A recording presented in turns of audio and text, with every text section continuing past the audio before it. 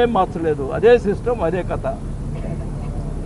నేను ఎప్పుడు కూడా అందరూ అనేవాళ్ళు, రాజమోహన్, మేకపాటి రాజమోహన్ వీళ్ళందరూ కూడా అనేవాళ్ళు, వాసు నువ్వు ఒక్కడివే ఆయనతో మాట్లాడి గట్టిగా మాట్లాడేవాడు అని. నేను అన్నీ కూడా ప్రజల్లో జరుగుతున్నటువంటి లోటుపాట్లు నేను అన్నీ కూడా చెప్పేవాడిని ఆయన. దానికని ఆయన నన్ను ఇదేంది ఇట్లా నెగిటివ్గా చెప్తాడనే ఆలోచనలో ఉంది. ప్రజల్లో జరిగేది చెప్పడం కూడా ఆయన రుచించేది కాదు. అది నా పరిస్థితి. అందువల్ల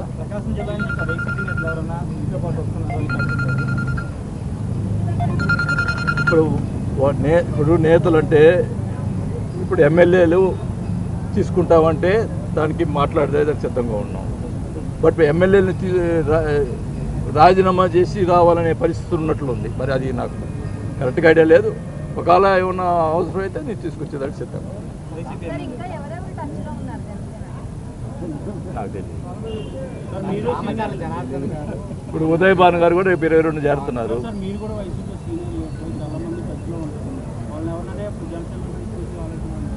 డెఫినెట్గా నాయకుడు పలానా వాళ్ళు మంచి వాళ్ళు బాగుంటుంది మన పార్టీ కంటే నా సాయశక్తిలో కృషి చేసి వాళ్ళు తీసుకొచ్చేదానికి ప్రయత్నం చేస్తాం.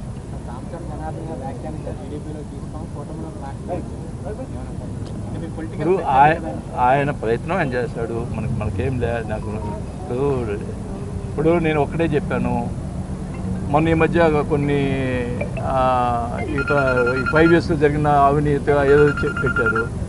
నేను లెటర్ రాసినాను చంద్రబాబు నాయుడికి. ఆయన ఏదో ఆరోపించాడు, అవన్నీ ఎంక్వైరీ పెట్టండి చేయండి అని కూడా చెప్పాను.